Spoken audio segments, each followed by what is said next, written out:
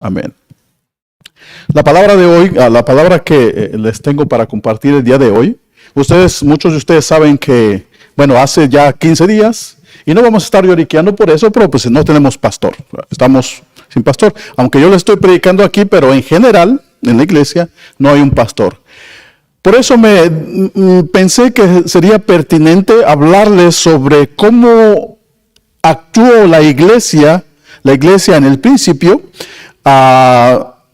igual en el mismo caso que estaban los apóstoles, cuando se les fue el Señor Jesús, cuando dijo, me voy a ir, pero les voy a mandar al Consolador, el cual les va a guiar. Y eso es lo que nosotros tenemos ahora. Aunque sabemos que falta un pastor, pero sabemos que tenemos a Dios, sabemos que tenemos el Consolador, sabemos que nos tenemos unos a otros y que de alguna u otra manera Dios provee para su iglesia, Dios provee de pan para que la iglesia se nutra. Y en eso descansa nuestra esperanza. Así es que mire, ahí está el título, se llama Hechos Reales.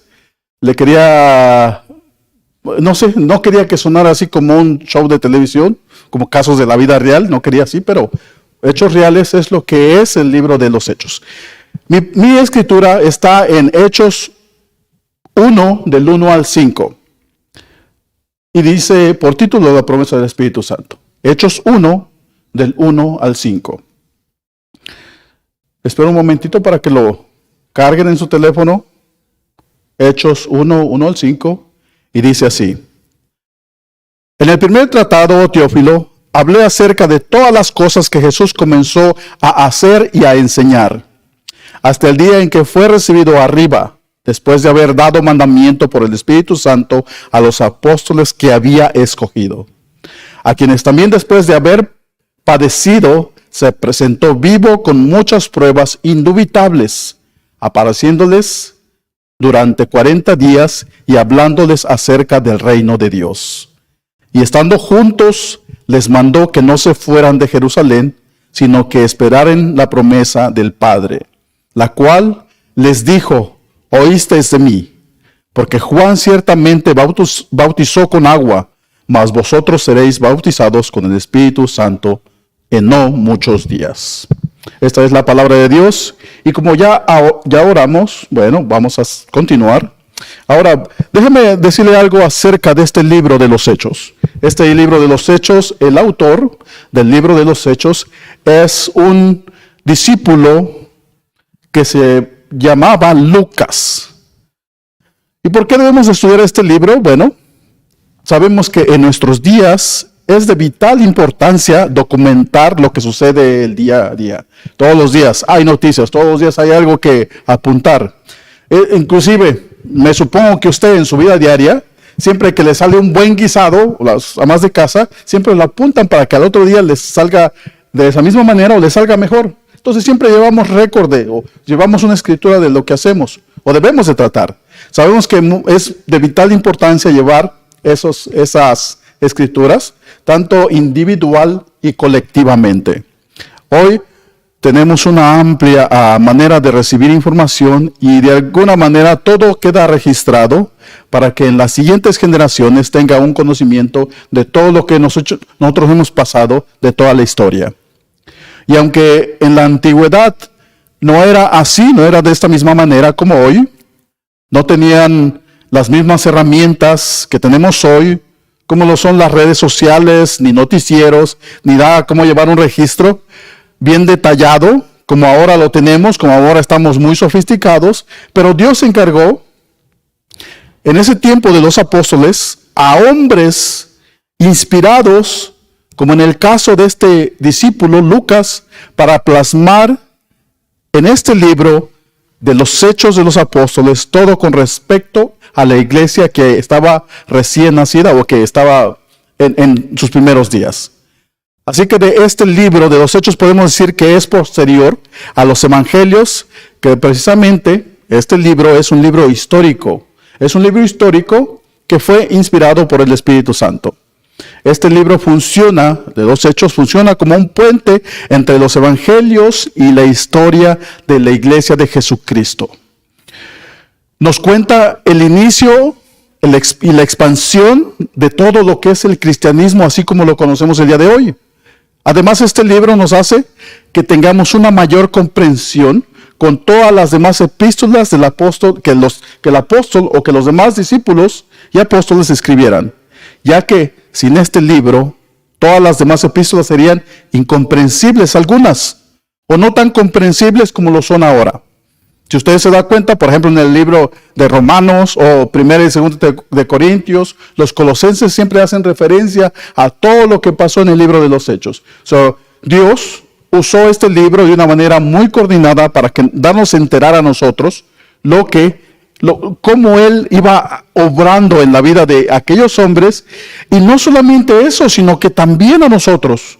Le voy a decir después un dato curioso que tengo sobre el libro de los Hechos. Pero mire, en estos días estos judíos, acostumbrados a hacer rituales, este libro narra cómo estos judíos cambiaron sus rituales que tenían como para justificarse, y este libro es lo que nos dice cómo este pueblo cambió, que estos hombres cambiaron de estas tradiciones, estas prácticas, estas enseñanzas que tenían sobre la ley, a empezar una nueva etapa como cristianos, como creyentes en Cristo Jesús. Eso es lo que nos dice. Ahora, ¿cuándo se escribió este libro? Bueno, el libro de los Hechos fue después del Evangelio de Lucas, eso es lo que históricamente dice, el cual fue escrito este libro en la segunda mitad, más o menos, del primer siglo. No sabemos dónde se escribió, pero se deduce que fue escrito entre el año 61 y 63 después de Cristo. El escritor de este libro es, ya les dije, Lucas, quien escribiera el tercer evangelio que lleva su nombre. Y él dice muchas cosas acerca de Cristo, con lujo de detalles. Habla de su nacimiento, habla de la visitación de los ángeles, de la visitación de María, de un ángel, habla del nacimiento tal y como fue, de los pastores. Bueno, les da un detalle, hasta el mínimo detalle les da de este libro, de este hombre que escribiera el Evangelio y este libro de los Hechos. Habla totalmente de la resurrección, de la sepultura, de la resurrección y hasta la ascensión del Señor Jesús. Así que cuando dice, así que en el primer tratado, como dice el versículo 1, dice Lucas, hay un tratado primero que es el Evangelio. Este segundo tratado es este libro que habla de todo lo que Cristo, por medio del Espíritu Santo, hizo antes de ir al cielo. Otra cosa que sabemos de este Lucas es que era un médico. ¿Por qué? Porque en Colosenses 1:4 menciona como el médico amado. Y en 2 de Timoteo 4:11 nos dice que él acompañaba a Pablo. Ahora, aquí empieza. Yo sé que ya para este momento como que los tengo un poquito sacados de onda, ¿verdad? Porque estoy dando históricamente lo que es este libro. Y es parte de lo que nosotros tenemos que aprender. No solamente en el mundo espiritual, ¿verdad? Que somos más que vencedores, que vamos de triunfo en triunfo, que Dios quiere bendecirnos. Estoy totalmente de acuerdo que tenemos que aprender.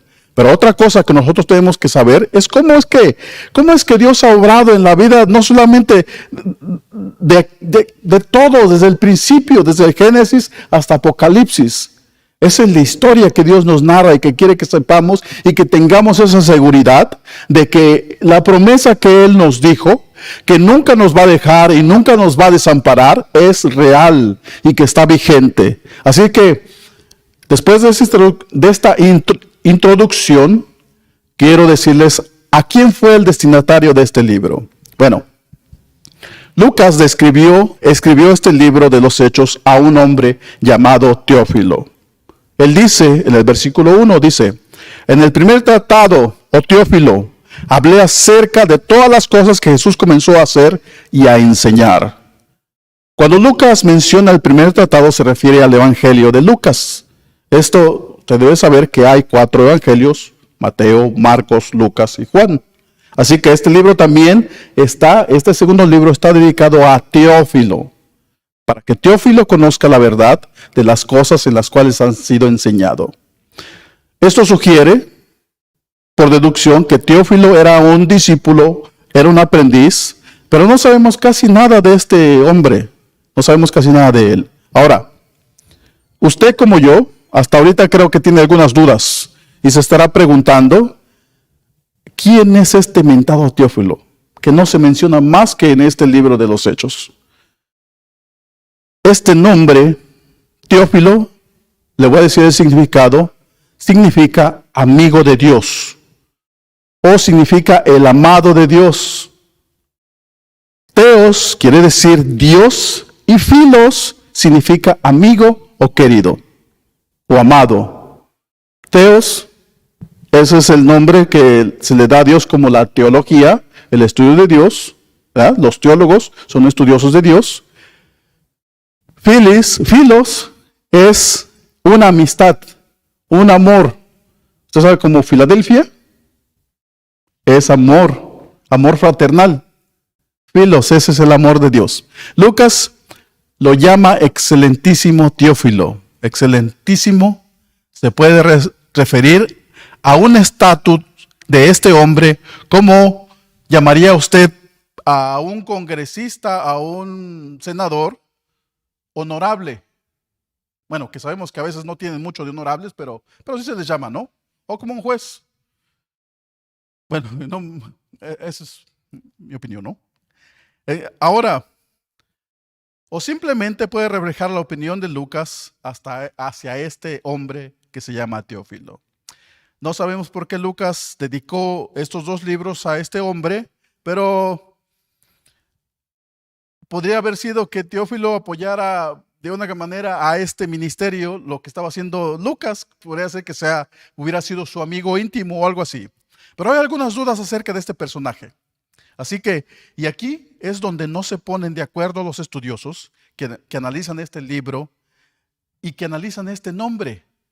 Algunos piensan, le voy a decir, algunos piensan que este nombre es ficticio, que es inventado y que en realidad se trata de la iglesia, y le voy a explicar por qué. Teófilo, como ya dijimos, significa amado de Dios.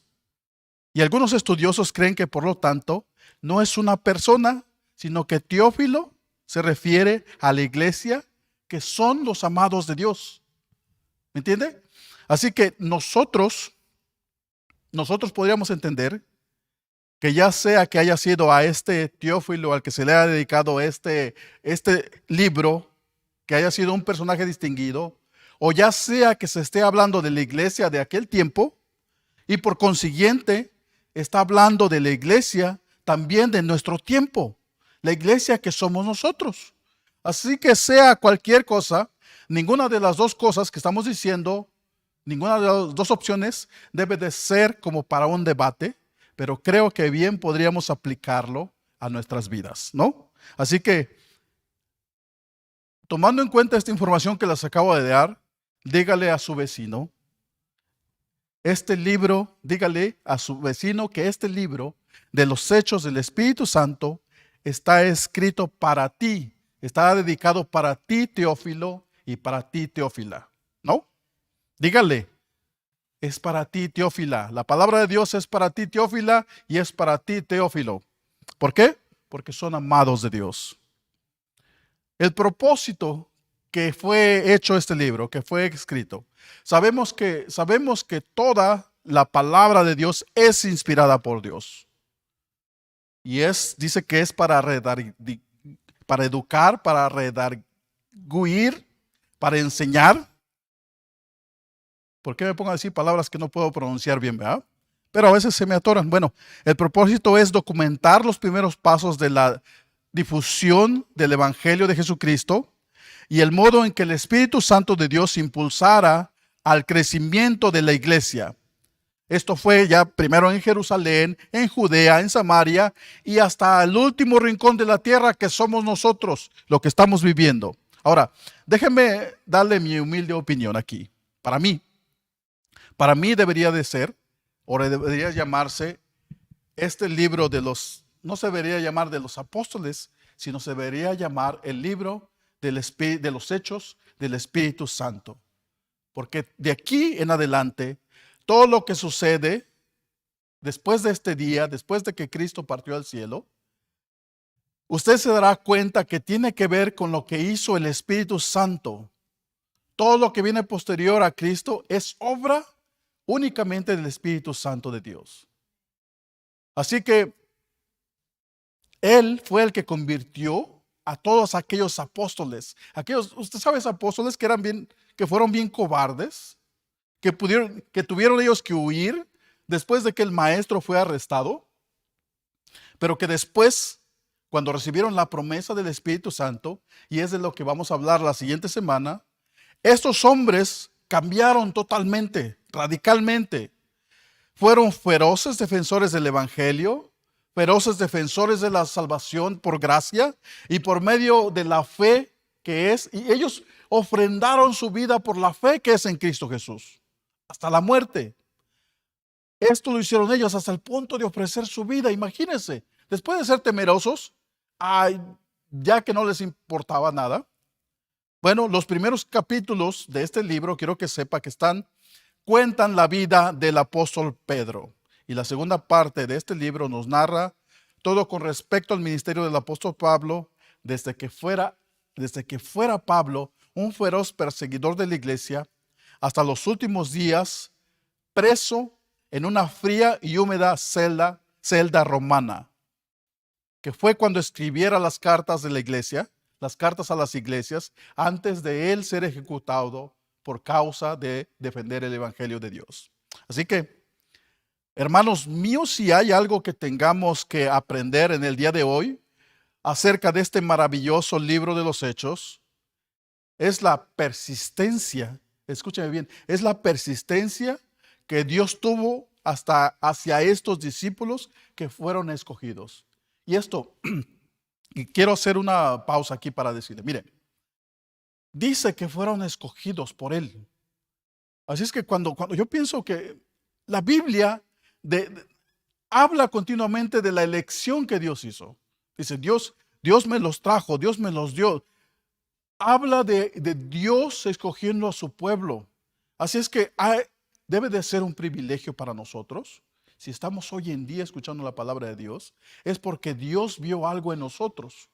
Ese debe de ser nuestro incentivo para nosotros, estar constantemente en la búsqueda de retribuir esa fe que Dios ha depositado en nosotros. Así que el verso 2 dice que Dios fue muy persistente. Dice que Jesús les enseñó, Jesús los equipó hasta el día en que fue recibido arriba, después de haber dado mandamientos por el Espíritu Santo a los apóstoles que a él había escogido. Así que Dios, siéntase bien porque Dios lo escogió. Y esto a usted y a mí nos debe de llenar de mucha esperanza para nuestras vidas, el saber que Dios nos dice en su palabra, el saber que Dios nos promete. Lo que dice en Filipenses 1:6 dice, estoy seguro que Dios, que comenzó a hacer la buena obra en ustedes, la irá llevando a buen fin hasta el día en que Jesucristo regrese. Aquel que empezó la buena obra la va a terminar hasta que el día que Cristo regrese. Así es que usted no se sienta, mire, en la mañana hablaba con un muchacho. Los muchachos siempre tienen problemas matrimoniales. No solamente los muchachos, todos, pienso que todos, ¿no? ¿O no? ¿Ah? ¿Por qué? Porque somos diferentes. Así es que le decía, mira, a veces estamos en construcción, tanto como el hombre y la mujer estamos en construcción. No hay manera no hay una perfección a menos de que encontremos el punto en común que es Cristo Jesús. No hay otra manera. Por una u otra razón somos totalmente diferentes. Y eso es lo que Dios está haciendo nosotros, construyendo algo que podamos acercarnos a Él para que nosotros podamos convivir unos con otros. Si no es por Cristo, vaya, si usted como pareja no tiene a Cristo en su matrimonio, déjeme darle malas noticias, está perdido. Si usted toma a Cristo en su vida, no va a ser color de rosa, porque la palabra dice que tendréis aflicciones, pero sí promete dice que Él ha vencido al mundo, que Él nos lleva de triunfo en triunfo. Así es que eso es una lección para todos nosotros, no solamente para los matrimonios, para los jóvenes, para los viejos, para todo. Bueno, y estas cosas son cosas de los hechos reales en las que debe descansar nuestra fe. Es pensar que Dios no nos dejó solos, que cualquiera que sea la situación, cualquiera que sea lo que estemos pasando, lo que suceda, será como nos dice en Romanos 8:28. Mire, escuche, Romanos 8:28. Les he acentuado que este es uno de mis versículos donde, vaya, mi descanso. Dice así, dice, y sabemos que a los que aman a Dios, todas las cosas ayudan a bien. Esto es, a los que conforme su propósito son llamados. Les acabo de decir que ustedes, si están aquí, escucharon la palabra de Dios. Y no es porque Dios le esté predicando. No, hay muchísimos predicadores, hay muchísimos mejores predicadores que yo. Pero yo le estoy dando la palabra de Dios. Así que se aguantan con lo que yo estoy diciendo. No, pero esa es la palabra de Dios. Esa es la promesa de Dios. No es algo que yo me inventé, no es algo que se me ocurrió. Es algo que está escrito, que está inspirado por la palabra de Dios. Así que, bueno, si estos hombres fueron transformados, Pedro y Pablo fueron transformados por la persistencia de Dios, y qué decir de un feroz, de este feroz Pablo que perseguía a la iglesia, fue transformado, ¿cuánto y más nosotros cuando nos acercamos a lo que Dios, a hacer la voluntad del Señor? Bueno, para esto, la otra parte que les quiero compartir es de las pruebas. Porque dice que se presentó a ellos por 40 días. Se les presentó por 40 días y les hablaba del reino de Dios. Pero dice que les hablaba y se les presentó con pruebas indubitables. Pruebas que no tienen lugar a duda. Ahora, le voy a pasar a esto. Dice que todas estas pruebas no dejaban lugar a duda. Así que si usted es uno de que mire, usted se pasa a veces añorando de lo que se dio antes, piensa que el tiempo pasado era mejor. Bueno, quiero decirle que ellos no eran muy diferentes a nosotros. Las mismas dudas que sentían ellos hacia qué creer y qué no creer son las que nosotros tenemos. Ellos dudaban también, por eso dice que se les presentó para que no tuvieran lugar a dudas. Mire, el hombre sigue siendo igual de incrédulo. En los tiempos aquellos y en los tiempos modernos. Tenemos muchas dudas, igual que hoy en día. Pero Lucas documenta varias apariciones de Cristo, el resucitado, y dice que Jesús se les apareció. Mire, uno de los ejemplos, le voy a dar algunos. Lucas dice que se le apareció a los dos hombres que iban a Emaús. ¿Verdad? Dice que iban caminando esos hombres y Jesús se les apareció. Y ellos no le reconocieron hasta después que fueron abiertos sus ojos. A Pedro se le apareció, a los discípulos se les apareció. Jesús les pidió un pedazo de pescado y comió delante de esos discípulos que estaban a la orilla del río. Otras apariciones de la resurrección relatan en Mateo 28. O sea, hay muchas pruebas y esto era muy importante. Era importante que los apóstoles fueran testigos de esta resurrección para que ellos dieran testimonio a los demás acerca de lo que ellos habían visto de Jesús, que se había levantado de los muertos. Hay un artículo que se llama Kistermaker. Él compila una lista de 10 apariciones de la resurrección. Esto dice, el primero dice así, la primera de las apariciones está en la tumba, está en las mujeres que fueron a visitar la tumba, que está en Mateo 28, 9 y 10. Fueron las mujeres a ponerle ungüento al maestro y encontraron que la tumba estaba vacía. Y se les apareció Jesús a un lado. Se le apareció a María Magdalena.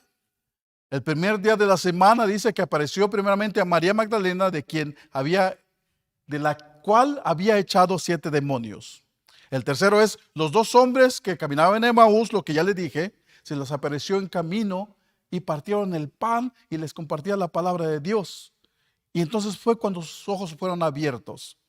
Se le apareció en Pedro en Jerusalén, y lo dice en Lucas 24, se le apareció a los 10 discípulos, después a 11 discípulos, a 7 de sus discípulos después en Galilea, a otra vez a 11 de sus discípulos en Galilea, a los 500 personas que habla en el día de Pentecostés, y se le apareció a Santiago, el hermano del Señor. Como puede ver, son muchas pruebas, o sea que con pruebas concretas que pueden persuadir a la gente de que este hombre que está narrando está diciendo la verdad. Y dice que les hablaba del reino de Dios. Era importante, muy importante, que estos hombres fueran testigos de la resurrección para que ellos pudieran testificar y posteriormente pudieran ellos testificar y añadir a la iglesia a muchos más.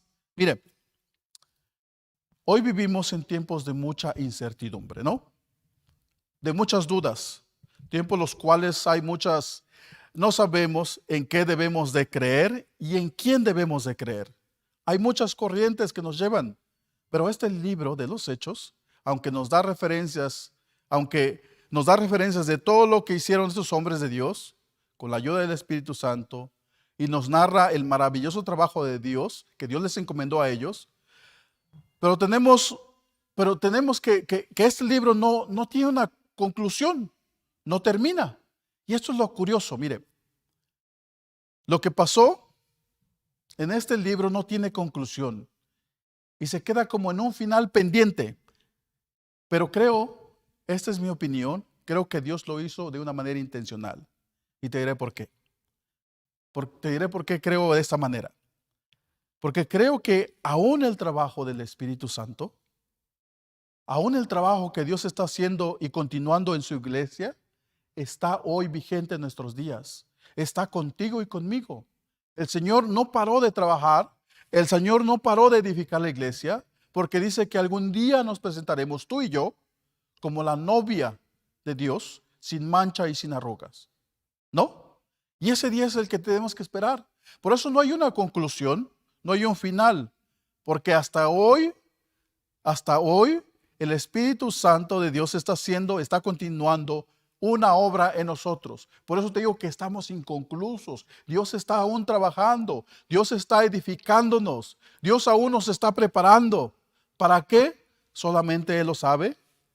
Solamente Él tiene su propósito, pero sí te aseguro que todo lo que Él hace para nosotros es para su honra y su gloria. Hasta hoy, nosotros, dice la palabra, que seguimos triunfantes en Cristo por medio del Espíritu Santo. Segunda de Corintios 2, 14 y 15 dice: mas a Dios gracias, el cual nos lleva siempre de triunfo en triunfo en Cristo Jesús.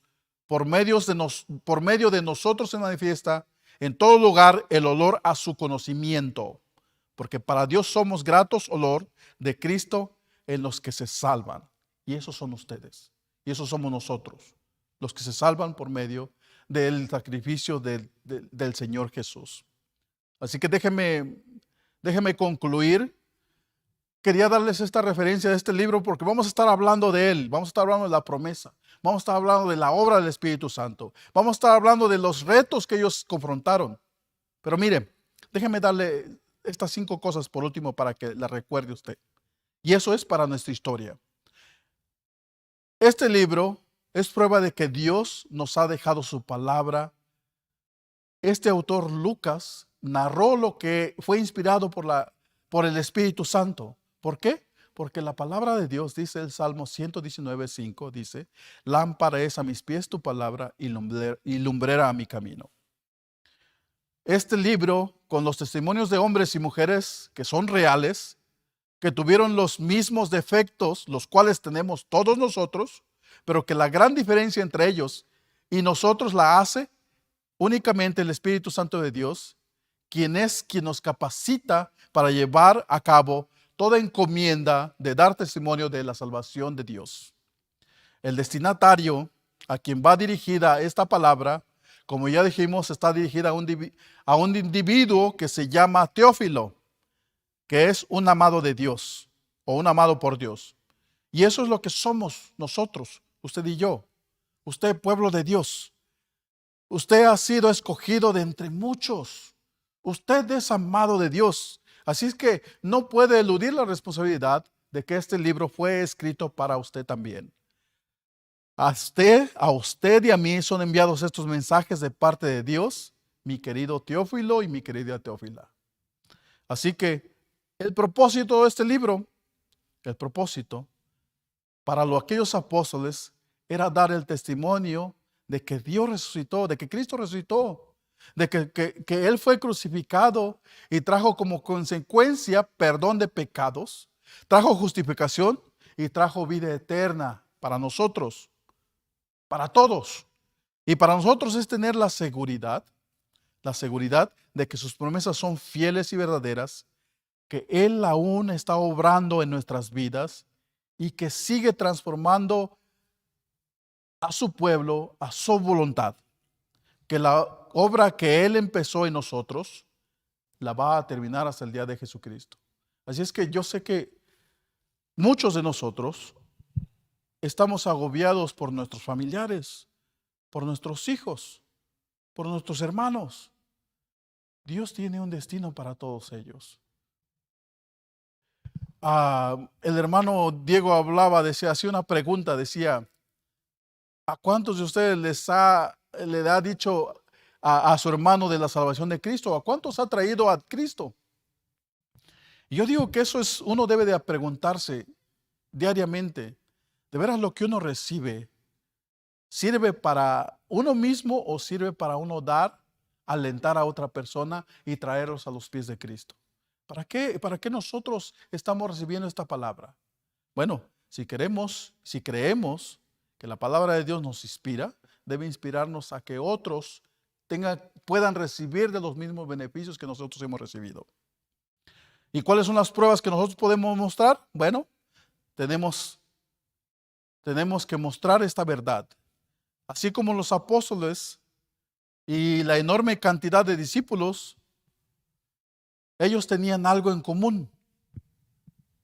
Ellos tenían algo que contar acerca de esa transformación que hemos pasado en toda nuestra vida. Ellos fueron cambiados, y lo mismo que nosotros. Quizás su historia no haya sido no fue para ellos lo que ellos querían, y tampoco es para nosotros lo que nosotros queremos.